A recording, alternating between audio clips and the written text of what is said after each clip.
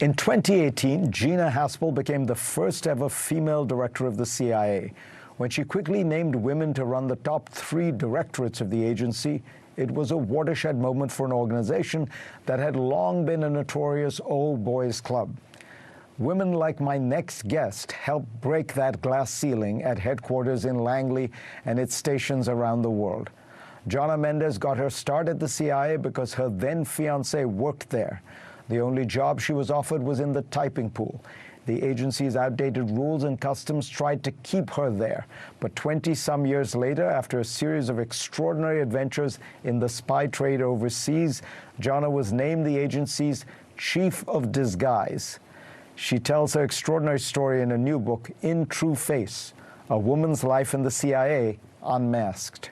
Jonna, welcome. You were once tasked with figuring out how to get a would-be Soviet defector out of the embassy, and you decided that the answer was water bottles. Explain. We have a wonderful photograph of it, which illustrates what you did. You know, the office that I was in, while I was chief of disguise, we represented so many different skills, audio, if you needed a bug, if you needed a concealment, if you needed a microdot, if you needed secret writing, whatever. The idea of what do you do with the Soviet who might be defecting and coming to your embassy, that fell in a special category of work we did with some magic builders out in Hollywood. Their job is to build deceptions and illusions. That's how they get us hooked, and sitting there afterwards saying, you can't do that. We told them our problem, and they came up with this universal, we called it a human transport device, a way that you could take a person anywhere in the world and walk them by a security service or whatever was there, load them into a truck and drive off. And what we came up with was a dolly, the transporting device. It looked like it was loaded with cases of water. With 3 crates of water. And I have to say, looking at the photograph, it doesn't look like it's big enough to conceal a human being. Exactly. That is the point. That is. Yeah. You would dismiss it. Yeah. Now, there's this one great photograph in the book. You're in the Oval Office. You're briefing then President George H.W. Bush. Explain what's happening, because you've got a head in your hand.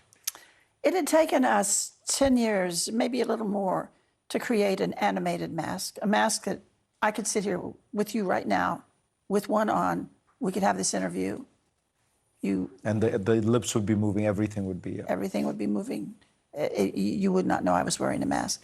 So that's what I did with the President of the United States. My office director, I never intended... You went in wearing the mask. I did. In the middle of the presentation, you take it off. I went through security at the White House. I went through the Secret Service in the White House. I went into the office, told him I had something new to show him, gave him some pictures of himself in disguise, the president, when he ran the CIA. He really liked those pictures. I said, well, now I'm wearing something, the best we've got. I'm going to take it off and show it to you. And I reached to do the Tom Cruise peel, which is misnamed, by the way. And he said, hold on. And he got up and came and just walked around and was just, he didn't know what he was looking for. He sat down, he said, okay. I took it off. And that's the picture. Now, you begin your book with the famous quote from Ruth Bader Ginsburg. I ask no favor for my sex. All I ask of our brethren is that they take their feet off our necks. Was that what it felt like at the CIA? I thought she said it so well. Just, back off and let us go about our work. It felt that way. Not every man. I had some good bosses who accommodated my desire to do more, to increase my responsibilities. But a couple of them really just obstacles in your way, trying to shorten your career or move you out of their way. Do you think, now there was a point at which after Gina Haspel came in that the 5 top jobs at the CIA were all held by women. Has it completely changed? I loved your introduction. There's a piece of the CIA, the piece that I was in, the operational, the overseas, feet on the ground, meeting with foreigners who are risking their lives in a lot of countries in Russia, they are really risking their lives. The men thought, no one's going to pay any attention to us. And then in the sandbox in the Middle East, they said, you can't work there because women have no value in that part of the world. You think they're going to think that you can protect them while they're working for us? Those men were wrong. Women can bring a different set of skills to working with these assets, these foreign assets.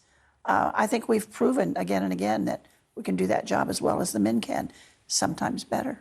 This is such an extraordinary career. I should thank you for it and for sharing it with us. Well, thank you for having this conversation.